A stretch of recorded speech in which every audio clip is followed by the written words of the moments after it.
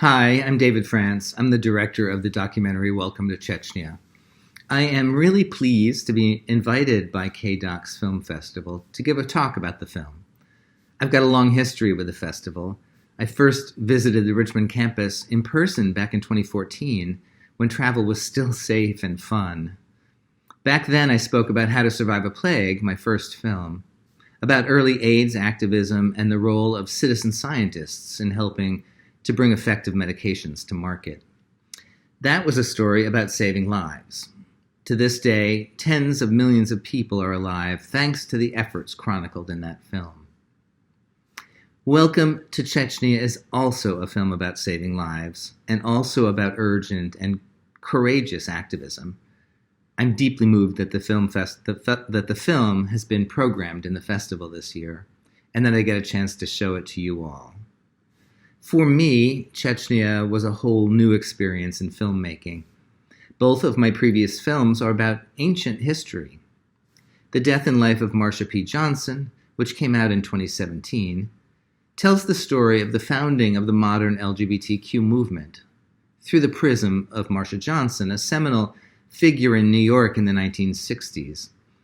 Much has been written about the Stonewall riots of 1969, and a lot of it is apocryphal or plain wrong.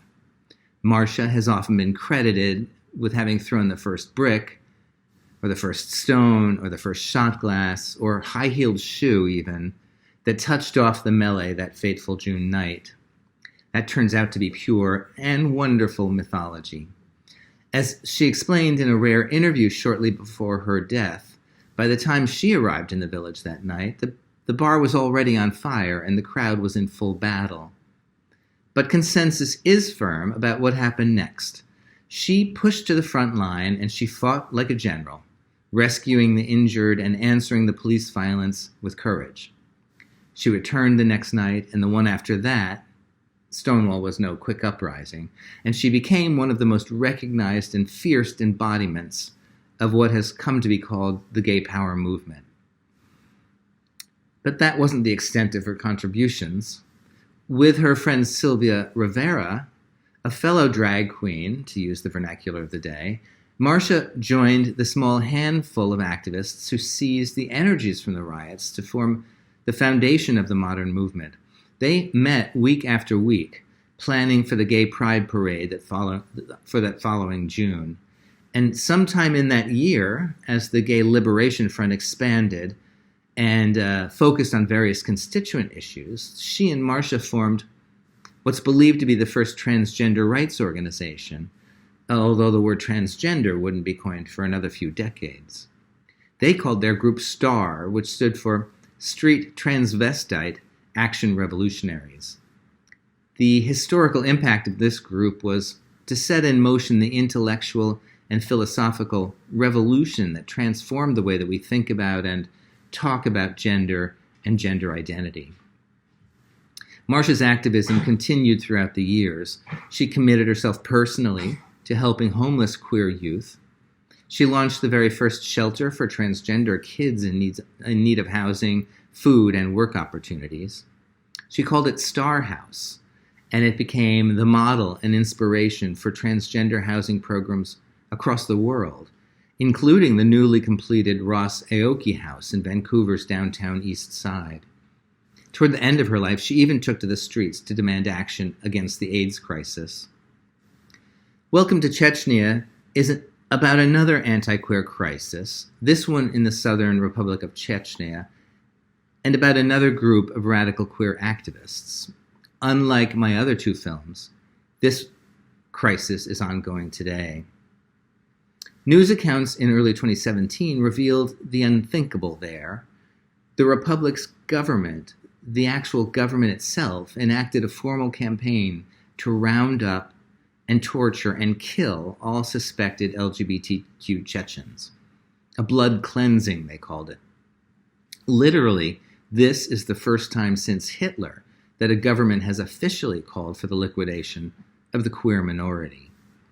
Gay, lesbian, and transgender Chechens are being hunted down and slaughtered. The news engendered expressions of concern from a number of world leaders. but the overall outcome was not enough to cause the Kremlin to bring the genocide to an end, much less bring perpetrators to account. This left it to queer groups on the ground in Chechnya to do something about it. And they responded by putting together a kind of underground railroad of the kind we haven't seen since the Nazi era. They cobbled together a system of safe houses and high-level partnerships with foreign governments to help protect the victims and get them to more relative safety in distant nations. And they then began the courageous work of setting up a secret hotline to begin rescuing people one at a time. This, of course, is insane, an indifferent world leaving it to everyday activists in Russia to carry out these daring missions, but that's exactly what they're doing at great personal risk to themselves. Beginning in the middle of 2017, they invited me to embed in the underground network and to begin recording everything so that the world might learn what they're up to and what they're up against. For 18 months, accompanied only by one cinematographer, I met dozens of survivors, learned their stories, and tracked the activists on their nighttime missions. It was like something out of a horror film. We taped with hidden cameras and cell phones in order to go unnoticed. We fled across borders just ahead of the Chechen security forces. We were detained once and managed to argue our way to freedom by posing as tourists. We saw up close the dire toll that such a campaign has taken on the survivors and on the undefended activists.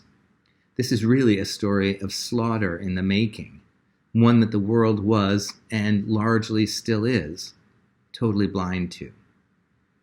My motivation to make Welcome to Chechnya was to make their work known to the world, and by doing so to further empower the makeshift efforts on the ground, to connect those activists with people who can help fund their work, and to help connect them with diplomats and political leaders who can effect change, real change, who can end this horror and bring justice.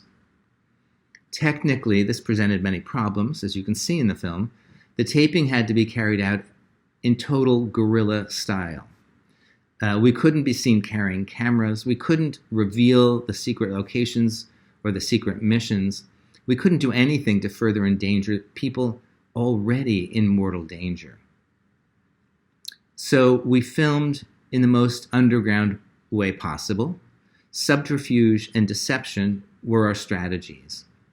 And then we faced the most towering problem. We had promised to anonymize 23 people in the film, covering 100 minutes of footage. This was absolutely essential. Not even their own mothers could recognize them. And yet we had no idea how to accomplish this. So we set out on a lengthy course of research and development, trying out and rejecting most efforts used by previous filmmakers. We began with a technique called rotomation, as was done in the film Scanner Darkly, for example.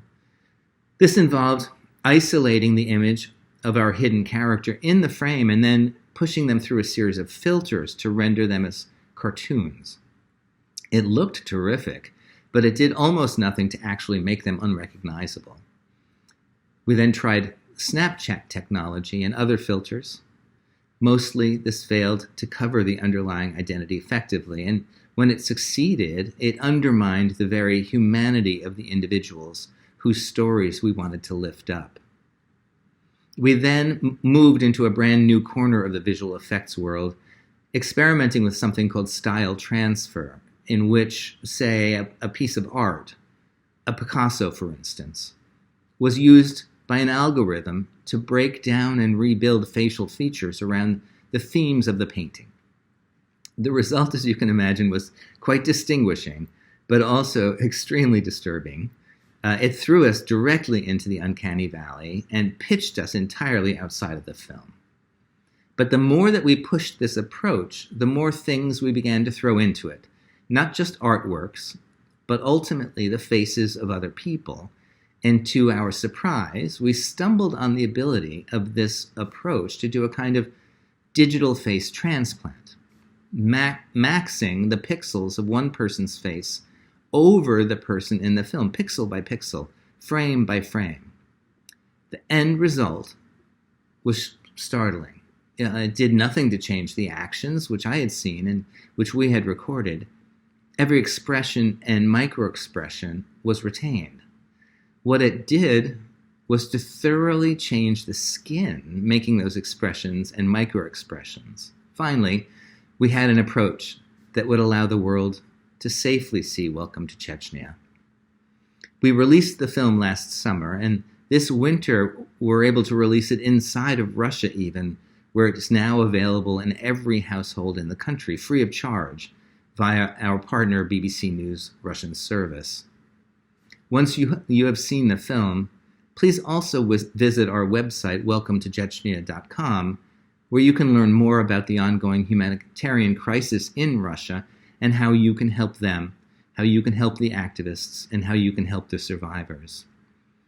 Mostly, I want to thank you for coming and watching this film, for sharing in the experience which I saw and witnessed, for becoming witnesses yourselves, and for helping me and the people in Welcome to Chechnya to bring this story and this reality into a brighter light and hopefully bringing it to an end. Thank you very much.